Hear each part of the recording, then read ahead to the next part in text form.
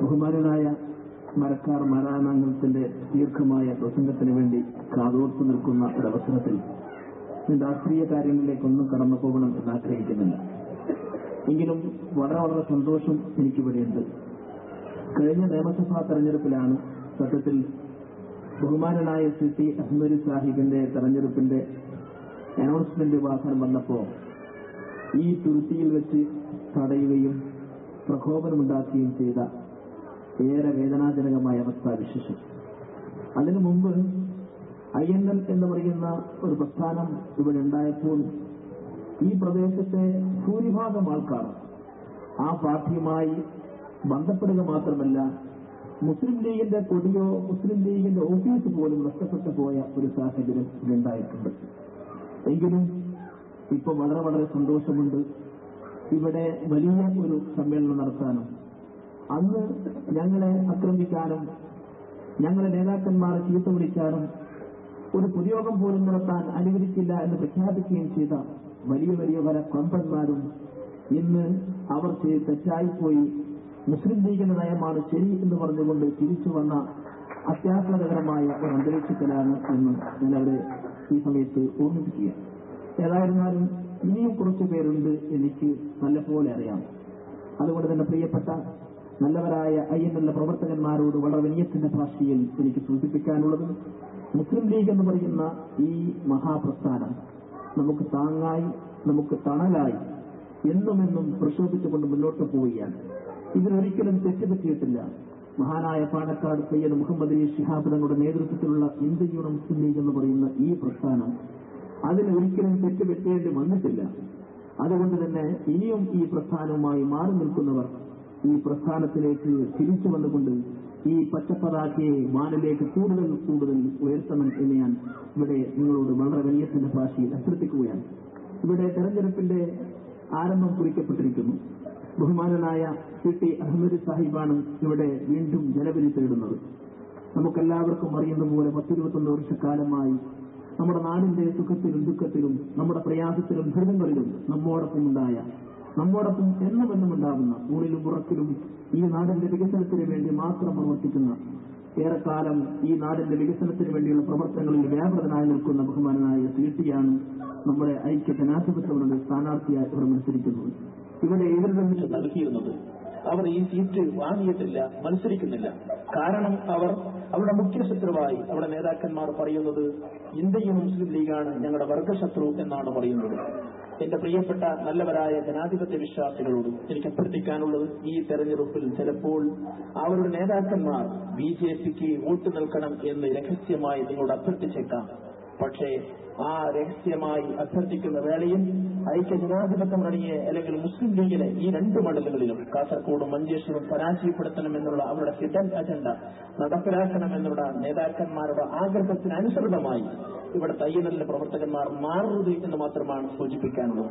അങ്ങനെ ആരെങ്കിലും വരികയാണെങ്കിൽ അന്ന് അതോടുകൂടി ഇന്ന് വരെ നാഷണൽ ലീഗ് എന്ന് പറയുന്ന ഈ പ്രസ്ഥാനം ഈ പ്രദേശത്ത് ചെറിയ ചെറിയ പോക്കറ്റുകളായി നെല്ലിക്കുന്ന്, അതുപോലെ തന്നെ തുരുത്തി, അതുപോലെ തെരുവത്ത് ചെറിയ സ്ഥലങ്ങളിൽ മാത്രമായി അവൾ അവശേഷിക്കുകയാണ്.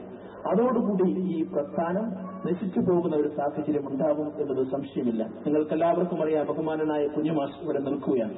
അദ്ദേഹമാണ് നിങ്ങളുടെ വാർഡിന്റെ മെമ്പർ. ആ മെമ്പറെ പരാജയപ്പെടുത്തുമെന്ന് പറഞ്ഞുകൊണ്ട് വീമ്പടക്കി നടന്നത് ഒരു വലിയ വലിയ മഹാന്മാരൊക്കെ ഇവിടെ ഉണ്ടായിട്ടുണ്ട്. പക്ഷേ തെരഞ്ഞെടുപ്പ് കഴിഞ്ഞ് മുനിസിപ്പൽ തെരഞ്ഞെടുപ്പ് കഴിഞ്ഞപ്പോൾ ഐക്യ ജനാധിപത്യമാണ് മുസ്ലിം ലീഗ് നേതൃത്വത്തിൽ മൃഗീയമായ ഭൂരിപക്ഷത്തോടുകൂടി, എന്തിനധികം ഞങ്ങൾ പോലും ആ ആശ്രമങ്ങളും ഈ തെരഞ്ഞെടുപ്പിന്റെ വേളയിൽ ഉണ്ടാവും എന്ന് മനസ്സിലാക്കി അതിനനുസൃതമായുള്ള തെരഞ്ഞെടുപ്പിന്റെ കോടിയിൽ ഘനാന്തരത്തിൽ നമ്മൾ ഇറങ്ങണം എന്ന് വളരെ വിനയത്തിന്റെ ഭാഷയിൽ ഞാൻ അഭ്യർത്ഥിക്കുന്നു. ദീർഘമായി സംസാരിക്കണമെന്ന് ആഗ്രഹിക്കുന്നില്ല. ഐക്യ ജനാധിപത്യമുള്ള സ്ഥാനാർത്ഥിയായി മത്സരിക്കുന്ന ബഹുമാനനായ സിറ്റി അഹമ്മദ് സാഹിബിനെ അദ്ദേഹത്തിന്റെ തെരഞ്ഞെടുപ്പ് ചിഹ്നമായ ഏഴി അടയാളത്തിൽ നമ്മുടെ വിലപ്പെട്ട വോട്ടുകൾ കൈപ്പറ്റി ഏഴി അടയാളത്തിൽ രേഖപ്പെടുത്തി അദ്ദേഹത്തെ പൊതുവിരുദ്ധത്തോടുകൂടി വിജയിപ്പിക്കണം എന്ന് അഭ്യർത്ഥിക്കുന്നതോടൊപ്പം 18-ാം തീയതി കാസർഗോഡ് മുനിസിപ്പൽ ടൗൺ ഹാളിൽ നടക്കുന്ന വമ്പിച്ച UDFന്റെ പ്രാരംഭ കൺവെൻഷനിൽ നിങ്ങളെല്ലാവരുടെയും പിന്തുണയും നിങ്ങളെല്ലാവരുടെയും സഹകരണവും സഹായവും ഉണ്ടാകണമെന്ന് ഒരിക്കൽ കൂടി അഭ്യർത്ഥിക്കുന്നു. ഇവിടെ ഇന്ന് ഉദ്ഘാടനം ചെയ്ത ഓഫീസിനും അതുപോലെ തന്നെ മുസ്ലിം ലീഗിന്റെ നയപരിപാടികളോട് സാധാരണ പ്രാപിച്ചുകൊണ്ട് തിരിച്ചുപോയ അവർ വീണ്ടും തിരിച്ചു വന്ന ഒരു സാഹചര്യത്തിൽ അവർക്കെല്ലാവർക്കും ഈ മഹാപ്രസ്ഥാനത്തിന് വേണ്ടി ഞാൻ അഭിവാദ്യങ്ങൾ അർപ്പിക്കുന്നു. എന്റെ പ്രിയപ്പെട്ട നല്ലവരായ ജനാധിപത്യ വിശ്വാസികളോട് എനിക്ക് ശ്രദ്ധിക്കാനുള്ളത് മുസ്ലിം ലീഗ് എന്ന പ്രസ്ഥാനത്തിലൂടെ വ്യക്തിപരമായി ചിലപ്പോൾ ഒന്നും നേടിയിട്ടില്ലായിരിക്കാം. വ്യക്തിപരമായ ഒരു കാര്യം ചിലപ്പോൾ വ്യക്തിപരമായ പോരാട്ടമാണ് നമുക്ക് മാറ്റണം. അങ്ങനെ ഐക്യ ജനാധിപത്യ സ്ഥാനാർത്ഥിയായ കിട്ടിയ 12 ഭൂരിപക്ഷത്തോടുകൂടി തിരഞ്ഞെടുത്തുകൊണ്ട് ഈ മണ്ഡലം ഒരിക്കലും തന്നെ ആർക്കും പിടിച്ചെടുക്കാൻ വേണ്ടി കഴിയാത്തതായി പ്രഖ്യാപിക്കാൻ പ്രിയപ്പെട്ടവരെ നിങ്ങൾ വോട്ട് രേഖപ്പെടുത്തി പ്രവർത്തന രംഗത്ത് സജീവമാകുക. എല്ലാവരും ആശംസകളും നേരുന്നു. ഞാൻ വാക്കുകൾ അവസാനിപ്പിക്കുന്നു.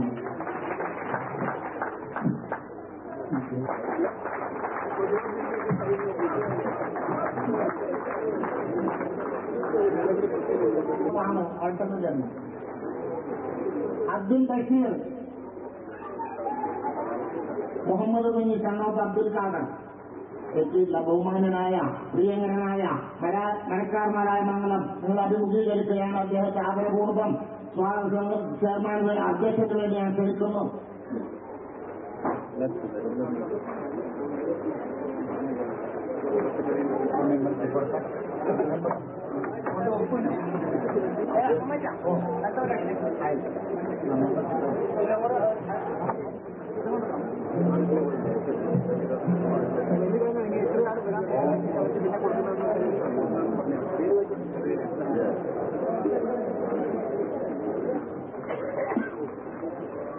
അധ്യക്ഷ നേതാവ് വേദിയിലുള്ള മുസ്ലിം വിദ്യാർത്ഥി ഫെഡറേഷന്റെ സംസ്ഥാന പ്രസിഡന്റ്, എന്റെ മാന്യ സ്നേഹിതനുമായ പ്രിയപ്പെട്ട എം.ഡി.എ. റഹീം, കണ്ണൂർ ജില്ലാ മുസ്ലിം യൂത്ത് ലീഗിന്റെ ഉപാധ്യക്ഷൻ, എന്റെ സഹപ്രവർത്തകരുമായ പ്രിയപ്പെട്ട അഡ്വക്കേറ്റ് ടി.എൻ.എ. ഖാദർ,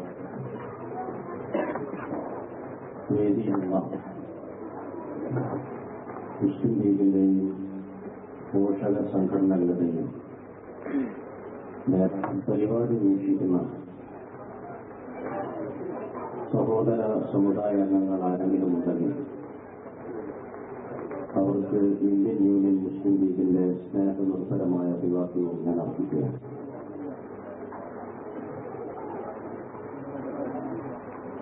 ഒരു വെളിപ്പാടതിലെ മെയ് 10 രാജ്യത്ത് നടക്കുന്ന നിർണായകമായ ഒരു തെരഞ്ഞെടുപ്പിന്റെ വേലിക്കുട്ടിനിടയിൽ കാസർഗോഡ് ജില്ലയിൽ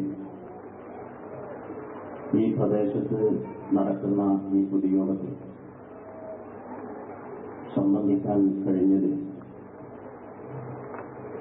തൗഫീഖ് നൽകിയ സർവശക്തനായ റബ്ബിനെ ഞാൻ ആദ്യമായി സ്തുതിക്കുകയാണ്. അവസരം തന്ന സംഘാടകരോട് നന്ദിയുണ്ട് എന്നും ഞാൻ അറിയിക്കുകയാണ്.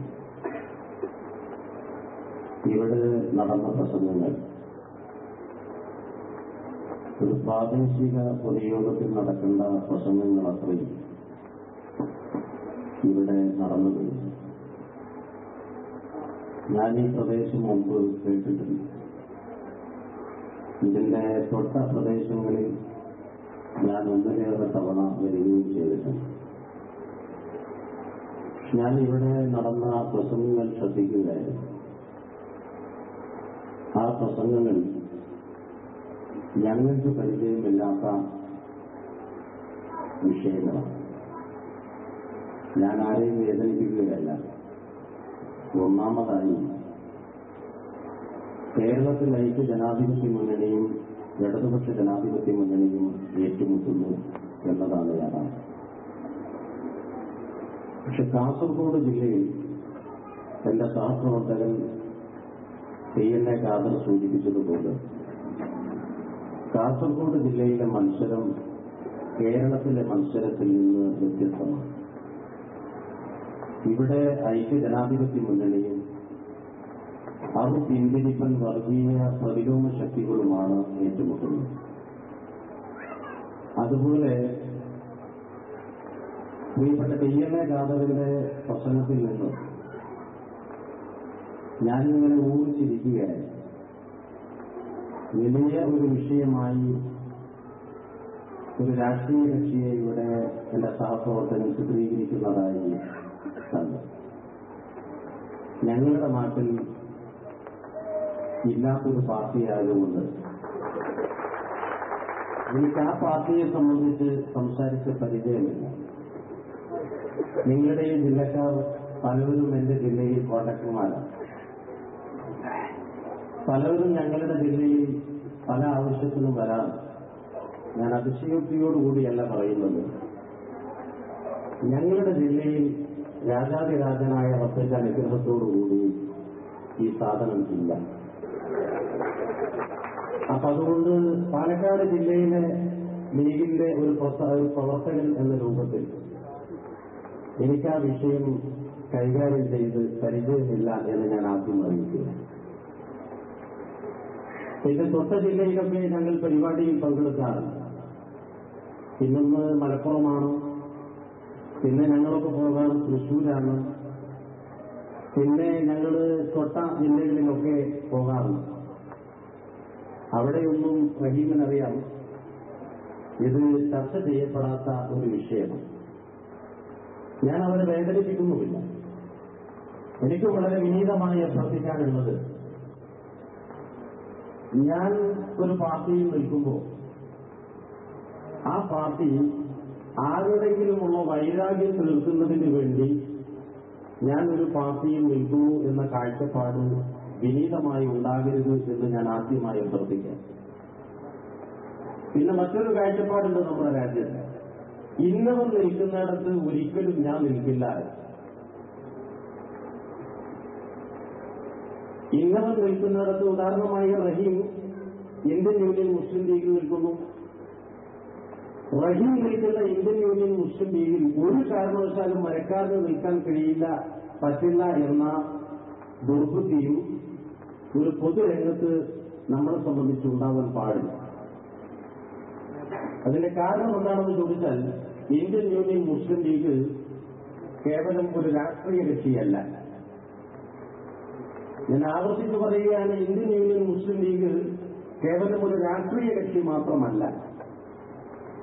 അതുകൊണ്ട് നമ്മളെ സംബന്ധിച്ച് എന്തെങ്കിലും അഹങ്കാരമോ ധിക്കാരമോ കുശുമ്പോ അതല്ലെങ്കിൽ വൈരാഗ്യമോ മറ്റെന്തെങ്കിലും വെച്ചു പുലർത്തി പടച്ച റബ്ബ് നമുക്ക് തന്ന ആയുഷ്കാലം വെറുതെ ചെലവഴിക്കരുത് എന്ന് വളരെ വിനീതമായി ഞാൻ എന്റെ സഹപ്രവർത്തകന്മാരോട് അഭ്യർത്ഥിക്കാം. ഞാൻ നേരത്തെ പറഞ്ഞു കർത്തവ്യങ്ങളും. ആ കടമയും കർത്തവ്യവും എന്താണെന്ന് ചോദിച്ചാൽ, ഞാൻ നേരത്തെ പറഞ്ഞ മുസ്ലിം ലീഗ് ഒരു കേവലം ഒരു രാഷ്ട്രീയ കക്ഷി മാത്രമല്ല എന്ന് പറഞ്ഞിടത്തു നിന്നാണ് ഞാൻ തുടങ്ങുന്നത്. മുസ്ലിംകൾ അവൻ ജീവിക്കുന്ന രാജ്യത്ത് അവന്റെ ബാധ്യത എന്താണെന്ന് ചോദിച്ചാൽ, അവന്റെ പ്രവാചകൻ ഏൽപ്പിച്ച കടമ നിർവഹിക്കല് അവന് അത്യന്താപേക്ഷിതമായ ഒരു കർത്തവ്യമാണ്. പ്രവാചകൻ അവനെ ഏൽപ്പിച്ച കർത്തവ്യം എന്താണെന്ന് ചോദിച്ചാൽ, ഞാൻ എന്റെ സഹപ്രവർത്തകന്മാരോടാണ് പറയുന്നത്, ചിലപ്പോൾ മറ്റു രാഷ്ട്രീയ കക്ഷികളിലുള്ളവരും എന്റെ സംസാരം കേൾക്കുന്നുണ്ടാവും. ഞങ്ങളെ സംബന്ധിച്ച് ഈ ലോകത്ത് ഞങ്ങളെ എതിർക്കുന്നവരോടൊന്നും ഞങ്ങൾക്ക് വിരോധമില്ല. മുസ്ലിം ലീഗിന്റെ നെഞ്ഞത്ത് കയറി, മുസ്ലിം ലീഗിന്റെ ലഘുനമായ നെഞ്ഞത്ത് കയറി സർക്കസ് കളിച്ചുകൊണ്ടേയിരിക്കുന്ന, ഞങ്ങളോട് ഞങ്ങളുടെ മയ്യത്ത് കുളിപ്പിക്കണമെന്ന് തന്നെ ആഗ്രഹിക്കുന്ന, ഞങ്ങളുടെ മൂക്കിൽ പഞ്ഞി കയറ്റണമെന്ന് ആഗ്രഹിച്ചുകൊണ്ട് തന്നെ നടക്കുന്ന ഒരു രാഷ്ട്രീയക്കാരനോട് ഞങ്ങൾക്ക് ഈ രാജ്യത്ത് അന്ധമായ വിരോധമില്ല.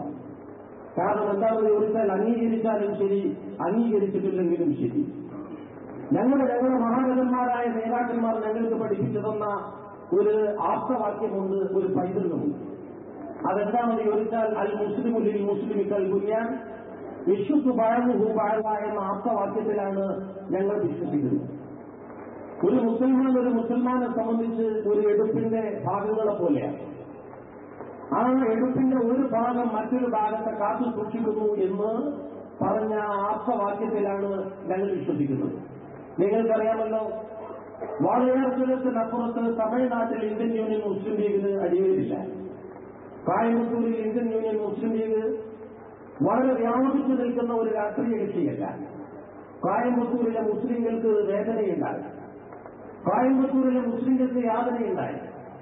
കോയമ്പത്തൂരിലെ മുസ്ലിങ്ങൾ അടക്കപ്പെട്ട വീട്ടിന്റെ ഉള്ളിൽ താഴെയുള്ള പലചരക്ക് കടയിൽ വന്ന് സാധനം വാങ്ങാൻ ധൈര്യമില്ലാതെ ദിവസങ്ങളോളം അടച്ചു പൂട്ടപ്പെട്ട വീടിന്റെ ഉള്ളിൽ അവർ താമസിച്ചു. അവരുടെ വീടിന്റെ ഉള്ളിലേക്കുള്ള വൈദ്യുതി വിച്ഛേദിച്ചു, അവരുടെ വീടിന്റെ ഉള്ളിലേക്കുള്ള വാട്ടർ കണക്ഷൻ വിച്ഛേദിച്ചു.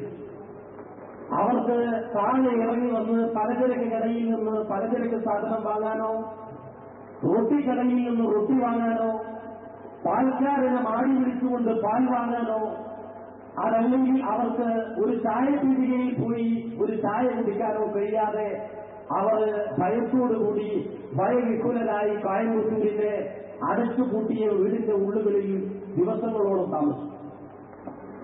ഞാൻ വളരെ ലളിതമായിട്ടാണ് പറയുന്നത്. രാജ്യത്ത് 900 രാഷ്ട്രീയ കക്ഷികളുണ്ട്. ആ രാഷ്ട്രീയ കക്ഷികൾക്ക് ധൈര്യം വരാത്ത ഒരു കാര്യം 948 മാർച്ച് 10 മുസ്ലിങ്ങളായി മർദ്ദിത മത ന്യൂനപക്ഷങ്ങളുടെ വികാരം വ്രണപ്പെടുമ്പോൾ അരുത് എന്ന വികാരം വ്രണപ്പെടുത്തുന്നവരോട് പറയാൻ ഒരാധികാരിക രാഷ്ട്രീയ സംഘടന എന്ന് പറഞ്ഞുകൊണ്ട് മഹാനായ ഖായിദ മില്ലത്ത് ഉയർത്തിപ്പിടിച്ച പതാക, ആ ഖായിദ മില്ലത്തിൽ നിന്ന് ആ പതാക ഏറ്റുപിടിച്ച മഹാനായ ബാപ്പക്കി തങ്ങളിൽ നിന്ന് ആ പതാക ഏറ്റുവാങ്ങിയ മഹാനായ പാലക്കാട് പൂക്കോയ തങ്ങൾ, ആ പൂക്കോയ തങ്ങളിൽ നിന്ന് ആ പതാക ഏറ്റുവാങ്ങിയ കുടുംബപ്പൂവിന്റെ വിശുദ്ധിയുള്ള പരിവേറിന്റെ പരിമളമുള്ള കേരളത്തിലെ, ഇന്ത്യയിലെ, ലോകത്തെ രാഷ്ട്രീയ നേതാക്കന്മാർക്ക് ഇമാമാവാൻ പറ്റുന്ന പാലക്കാട് കുഴപ്പനക്കൽ തറവാട്ടിലെ മഹാനായ ശിഹാബ്, ആ ശിഹാബ് പ്രതിനിധി ഈ അഹമ്മദ് സാഹിബ് എന്ന നേതാവാണ് കോയമ്പത്തൂരിൽ ചെന്നുകൊണ്ട് കോയമ്പത്തൂരിലെ മുസ്ലിങ്ങളുടെ ഇറങ്ങി വരാൻ അഭ്യർത്ഥിച്ചത്. അടച്ചുകൂട്ടർക്ക് വെള്ളം കിട്ടാതെ, പാല് കിട്ടാതെ, വൈദ്യുതിയില്ലാതെ, വെള്ളമില്ലാതെ, ശ്വാസം പോലും അടങ്ങുന്ന തരത്തിൽ ഭയവിഹുലരായി കഴിയുന്ന കോയമ്പത്തൂരിലെ മുസ്ലിങ്ങൾ ആ വിളിനാഥൻ കേട്ടുകൊണ്ടാണ് ഇറങ്ങി വന്നത്. പറയുന്നത് എന്താണെന്ന് ചോദിച്ചാൽ, അവിടെ വീണ് പിടയുന്ന മയ്യത്ത്, അവിടെ മരിച്ച് വീണ് കിടക്കുന്ന മയ്യത്ത്, ആ മയ്യത്തിന്റെ നേരെ കഴുകൻ പാറിയപ്പോ, കാക്ക പാറിയപ്പോ, തന്റെ പ്രിയപ്പെട്ട ബാപ്പയുടെ മയ്യത്തിന്റെ മുകളിൽ കഴുകൻ പാറി കളിക്കുമ്പോ, കാക്ക പാറി കളിക്കുമ്പോ ആ കഴുകനെ ആട്ടാൻ ധൈര്യം വരാതെ ഭയവിഹുലരായി കഴിയുന്ന കോയമ്പത്തൂരിലെ മുസ്ലിങ്ങൾ, ആ മുസ്ലിങ്ങളോട് ഇറങ്ങി ഒരു നിങ്ങൾക്കൊരു നാഥനുണ്ട്, ആ നാഥൻ ഞാനാണ്, ഞാൻ അഹമ്മദാണ്, ഞാൻ പാലക്കാട് തങ്ങളുടെ പ്രതിനിധിയാണ് എന്ന് ആക്രോശിക്കാൻ കഴിഞ്ഞത് ഇന്ത്യൻ യൂണിയൻ മുസ്ലിം ലീഗിനാണ്. ഞാനിത് പറയുന്നത് ആദ്യം തന്നെ പാർട്ടിയുടെ പവർ പറയാനല്ല. കോയമ്പത്തൂരിലാ മരിച്ചു വീണവർ, കോയമ്പത്തൂരിലാ വെള്ളം കിട്ടാത്തവർ, കോയമ്പത്തൂരിലാ ഭയവിഹുലരായി കഴിയുന്നവർ ലീഗുകാരായതുകൊണ്ടല്ല. മഹാനായ ഇ അഹമ്മദ് സാഹിബ് എന്ന മുസ്ലിം ലീഗിന്റെ അഖിലേന്ത്യാ സെക്രട്ടറി അങ്ങോട്ട് പോയത് അവർ മുസ്ലിങ്ങളായതുകൊണ്ടാണ്, അവർ ന്യൂനപക്ഷങ്ങളായതുകൊണ്ടാണ്, അവർ പീഡിതരായതുകൊണ്ടാണ്, അവർ മർദ്ദിതരായതുകൊണ്ടാണ്, അവർ ഭയവിഹുലരായതുകൊണ്ടാണ്, അവർ അനാഥരായതുകൊണ്ടാണ്, അവർക്ക് നാഥനില്ലാത്തതുകൊണ്ടാണ് മഹാനായ അഹമ്മദ് സാഹിബ് മുസ്ലിം ലീഗിന്റെ ലേബറിൽ അങ്ങോട്ട് കടന്നുപോയത്. അതുപോലെ നേരത്തെ എന്റെ പ്രിയപ്പെട്ട സഹപ്രവർത്തകൻ സൂചിപ്പിച്ച അഹമ്മദാബാദായാലും അലഹാബാദായാലും തുർക്കുമാൻ ഗേറ്റ് ആയാലും ജാംഷഡ്പൂരായാലും അതുപോലെ മഹാരാഷ്ട്രയിലെ ബോംബെ ആയാലും താനെ ആയാലും പൂനെ ആയാലും ഈ രാജ്യത്തുള്ള 7 പ്രദേശങ്ങളായാലും അവിടെയൊക്കെ മുസ്ലിം സമുദായത്തിന് അനാഥത്വം ഉണ്ടാകുമ്പോൾ, മുസ്ലിം സമുദായത്തിന് നാഥനില്ല എന്ന് വരുമ്പോൾ, മുസ്ലിം സമുദായത്തിന്റെ തലയോടിന്റെ ബലം പരിശോധിക്കപ്പെടുമ്പോ ഞാൻ ഈ പറഞ്ഞ സ്ഥലങ്ങളിലൊന്നും മുസ്ലിം ലീഗ് ഒരു വലിയ ശക്തിയല്ല. അവിടെയുള്ള ആ ഭയവിഹുലരായ മുസ്ലിങ്ങൾ മഹാനായ ശിഹാബ് തങ്ങൾക്ക് സിന്ദാബാദ് വിളിക്കുന്നവരല്ല, ഈ മുസ്ലിം ലീഗിന്റെ ഹരിത പതാക പിടിക്കുന്നവരല്ല. പിന്നെ അവിടെ ഓടിയെത്തുന്നത് എന്തുകൊണ്ടാണെന്ന് ചോദിച്ചാൽ, അവര് മഹാനായ ഖായിദ മില്ലത്ത് ഏൽപ്പിച്ച ഒരു ബാധ്യത നിറവേറ്റാനാണ് മുസ്ലിം ലീഗ് ആ പ്രദേശങ്ങളിലേക്ക് ഓടിയെത്തുന്നത്. അതുപോലെ തന്നെ നേരത്തെ ഇവിടെ ചർച്ച ചെയ്യപ്പെട്ട നാദാപുരത്ത് 38 വയസ്സുകാരി പീഡിപ്പിക്കപ്പെട്ട ആളെ 38 വയസ്സുകാരി അതല്ലെങ്കിൽ 35 വയസ്സുകാരി ലീഗല്ല. കൃത്യമായി ചരിത്രം അറിയുന്നവർക്കറിയാം ആ സഹോദരി ലീഗല്ല. ആ സഹോദരിയുടെ കുടുംബം ലീഗല്ല. മരിച്ചുള്ള മൊഴിവാദി ലീഗല്ല. എല്ലാവർക്കും അറിയാവുന്ന യാഥാർത്ഥ്യമാണ്. അവിടെയൊക്കെ മുസ്ലിം ലീഗ് ഒരു വെല്ലുവിളിയോളം ആ സങ്കീർണമായ പ്രശ്നങ്ങളെ ഏറ്റെടുക്കുന്നത് എന്തുകൊണ്ടാണെന്ന് ചോദിച്ചാൽ മുസ്ലിം ലീഗിന് വിശാലമായ പ്രവിശാലമായ ഒരു കാഴ്ചപ്പാട്. ആ കാഴ്ചപ്പാട് അഹങ്കാരത്തിന്റെയോ വികാരത്തിന്റെയോ പ്രതികാരത്തിന്റെയോ കാഴ്ചപ്പാടല്ല. ആ കാഴ്ചപ്പാട് മഹാനായ കായികമില്ലത്ത് പഠിപ്പിച്ച കാഴ്ചപ്പാടാണ്. ആ കാഴ്ചപ്പാട് എന്താണെന്ന് ചോദിച്ചാൽ ആ കാഴ്ചപ്പാട് 948 മാർച്ച് 10 മദ്രാസിയിലെ രാജാജി ഹാളിൽ മുഴങ്ങിക്കേട്ട ആ വിശാലമായ കാഴ്ചപ്പാട്. ഈ രാജ്യത്തെ മുസ്ലിം സമുദായം ആ മുസ്ലിം സമുദായത്തിന്റെ വികാരം ഉണർപ്പെടുമ്പോ അവർക്ക് നാഗരില്ലാത്തൊരവസ്ഥ വരുമ്പോ അവരുടെ ആസ്തിക പ്രമാണം ചോദ്യം ചെയ്യപ്പെടുമ്പോ അവരുടെ വിശ്വാസ പ്രമാണം ചോദ്യം ചെയ്യപ്പെടുമ്പോ ആ ചോദ്യം ചെയ്യപ്പെടുന്നത് ഏത് തമ്പുരാനാണെങ്കിലും ആ തമ്പുരാനോട് അരുത് എന്ന് പറയാൻ, ആ തമ്പുരാനോട് അത് ചെയ്യരുത് എന്ന് പറയാൻ, അങ്ങനെ ചെയ്യുന്നവരെ ജനാധിപത്യപരമായി പരാജയപ്പെടുത്താൻ രാജ്യത്തിന്റെ നിയമത്തിന്റെ മതിൽക്കെട്ടിന്റെ ഉള്ളിൽ ഒതുങ്ങി നിന്നുകൊണ്ട് ആ ചെയ്യുന്നവനെ തളർത്താൻ, ആ ചെയ്യുന്നവരെ തളർത്തുന്നതിന് വേണ്ടി സഹകരിക്കുന്നവരെ വളർത്താൻ ഒരു രാഷ്ട്രീയ പ്രസ്ഥാനം എന്നാണ് ഇന്ത്യൻ യൂണിയൻ മുസ്ലിം ലീഗിനെ മഹാനായ കായികമില്ലത്ത് പരിചയപ്പെടുത്തിയത്. അതല്ലാതെ ഞാൻ നേരത്തെ പറഞ്ഞതുപോലെ കേവലം ഒരു രാഷ്ട്രീയ കാര്യം മാത്രമാണ് നമ്മുടെ ലക്ഷ്യമെങ്കിൽ, ഒരു തെരഞ്ഞെടുപ്പ് മാത്രമാണ് ലക്ഷ്യമെങ്കിൽ, അതല്ലെങ്കിൽ കേവലം രാഷ്ട്രീയ കാര്യങ്ങൾ മാത്രമാണ് നമ്മുടെ ലക്ഷ്യമെങ്കിൽ രാജ്യത്തുള്ള ഏത് രാഷ്ട്രീയ പാർട്ടിയിൽ പോകുന്നതിനും നമ്മളെ സംബന്ധിച്ച് വിരോധമില്ല. പക്ഷേ രാജ്യത്തുള്ള ഒരു രാഷ്ട്രീയ കക്ഷിയിൽ നിന്നുകൊണ്ടും ചെയ്യാൻ കഴിയാത്ത ഒരു പണി ഈ രാജ്യത്തെ മുസ്ലിങ്ങൾക്ക് ചെയ്യേണ്ടതുണ്ട്. മുസ്ലിങ്ങൾക്ക് എന്ന് പറയുമ്പോൾ ലീഗുകാർക്ക് എന്ന് ഒരിക്കലും ഞങ്ങൾ അവകാശപ്പെടുന്നില്ല. എന്റെ ശബ്ദം കേൾക്കുന്ന ലീഗ് വിരോധികൾ ആരെങ്കിലും ഉണ്ടെങ്കിൽ അവരോടാണ് രാജാതിരാജനായ റബ്ബിനെ മുൻനിർത്തി പറയുന്നത്. ആ ജോലി ഏതാണെന്ന് ചോദിച്ചാൽ ഈ ലോകത്തു നിന്ന് മഹാനായ പ്രവാചകൻ വിട പറയുന്നു. മഹാനായ പ്രവാചകൻ വിട പറയുമ്പോ മുസ്ലിം ലോകത്തോട് പ്രഖ്യാപിച്ച ഒരു പ്രഖ്യാപനമുണ്ട്. ആ പ്രഖ്യാപനം ലീഗുകാരോടുള്ള പ്രഖ്യാപനമല്ല, മുസ്ലിം ലോകത്തോടുള്ള പ്രഖ്യാപനം. ആ പ്രഖ്യാപനം എന്താണ്? ആക്കം കാണരുത് എന്ന് വളരെ വിനീതമായി ഞങ്ങൾ അഭ്യർത്ഥിക്കുന്നത്. പ്രിയപ്പെട്ട പ്രവാചകൻ പറഞ്ഞൊരു വാചകം, ഹൽ വല്ലവത്തു ഹൽ വല്ലവത്തു ഹൽ വല്ലവത്തു, ഞാൻ എന്റെ ദൗത്യം നിർവഹിച്ചില്ലേ, ദൗത്യം നിർവഹിച്ചില്ലേ, ദൗത്യം നിർവഹിച്ചില്ലേ എന്ന് ചോദിച്ചപ്പോ മഹാനായ പ്രവാചകന്റെ അനുചരന്മാർ പറഞ്ഞു, വല്ലവത്തയാ റസൂലല്ലാ, വല്ലവത്തയാ റസൂലല്ലാ, വല്ലവത്തയാ റസൂലല്ലാ, അങ്ങയുടെ ദൗത്യം നിർവഹിച്ചിട്ടുണ്ട്, അങ്ങയുടെ ദൗത്യം നിർവഹിച്ചിട്ടുണ്ട്, അങ്ങയുടെ ദൗത്യം പരിപൂർണമായി നിർവഹിച്ചിരിക്കുന്നു എന്ന് പറഞ്ഞപ്പോ രാജാതിരാജനായ റബ്ബിനോട് പ്രിയപ്പെട്ട പ്രവാചകൻ പറഞ്ഞ ഒരു വാചകമുണ്ട്. രാജാതിരാജനായ റബ്ബേ, ഞാൻ എന്റെ അനുയായികളോട്, എന്റെ അനുചരന്മാരോട് ഞാൻ ചോദിച്ച ചോദ്യം സമയവും ബസീറുമായ നീ കേട്ടിട്ടുണ്ട്, നീ കണ്ടിട്ടുണ്ട്. എന്റെ അനുയായികൾ, എന്റെ അനുചരന്മാർ അതിന് നൽകിയ സ്ഫടികസ്ഫുടമായ മറുപടി, രാജാതിരാജനായ റബ്ബേ, നീ കേട്ടിട്ടുണ്ട്, നീ കണ്ടിട്ടുണ്ട്. അതുകൊണ്ട് ഞാൻ എന്റെ ദൗത്യം നിർവഹിച്ചു എന്ന കാര്യത്തിൽ ഞാൻ കൃതാർത്ഥനാണ്, ഞാൻ ചാരിതാർത്ഥ്യമുള്ളവരാണ്.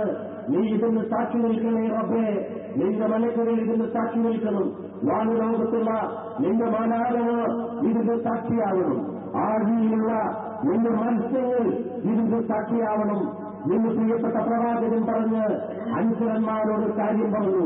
പ്രിയപ്പെട്ട അനുയായികളെ, പ്രിയപ്പെട്ട അനുചരന്മാരെ പോലെ മറക്കാൻ കഴിയില്ല, ഒന്നിനെ പോലെ ഞങ്ങൾക്ക് നിറം മാറാൻ കഴിയില്ല.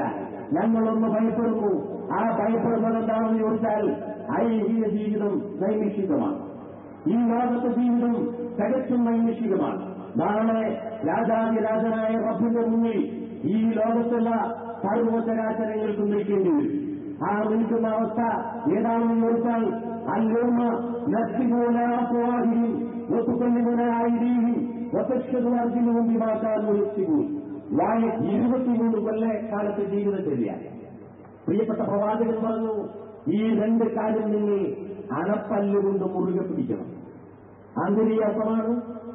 അണപ്പല്ലുകൊണ്ട് നിങ്ങൾ മുറുകെ പിടിക്കണം. ഒരു കാരണവശാലും ഈ രണ്ട് കാര്യം നിങ്ങൾ കൈവിടരുത്. മഹാനായ പ്രവാചകൻ ഇത് പ്രഖ്യാപിച്ചു. എന്നിട്ടൊരു കാരണം കൂടെ പറഞ്ഞു, എന്നെ കണ്ടവർ, എന്നെ കാണാത്തവർക്ക്, എന്നെ കേട്ടവർ, എന്നെ കേൾക്കാത്തവർക്ക് തലമുറയായി കൈയാളി ലോകാവസാനം വരെ ഈ രണ്ട് കാര്യങ്ങൾ നിങ്ങൾ മുറുകെ പിടിക്കുന്നതോ എന്ന് പ്രിയപ്പെട്ട പ്രവാചകൻ ചോദിച്ചപ്പോ നമ്മുടെ മുൻഗാമികൾ പ്രിയപ്പെട്ട പ്രവാചകനോട് കൊടുത്ത ഒരു കരാറ്, ആ കരാർ എന്താണെന്ന് ചോദിച്ചാൽ ആ കരാറ് ആ മുൻഗാമികൾ നമ്മുടെ പ്രിയപ്പെട്ട പ്രവാചകന് നൽകിയ കരാറാണ്. അത് ആ രണ്ട് കാര്യം തലമുറയായി കൈകാര്യം ചെയ്തുകൊണ്ട് എന്റെയും നിങ്ങളുടെയും കൈകളിൽ എത്തി നിൽക്കുന്നു. ഇവിടെയാണ് മുസ്ലിം ലീഗിന്റെ പ്രസക്തി.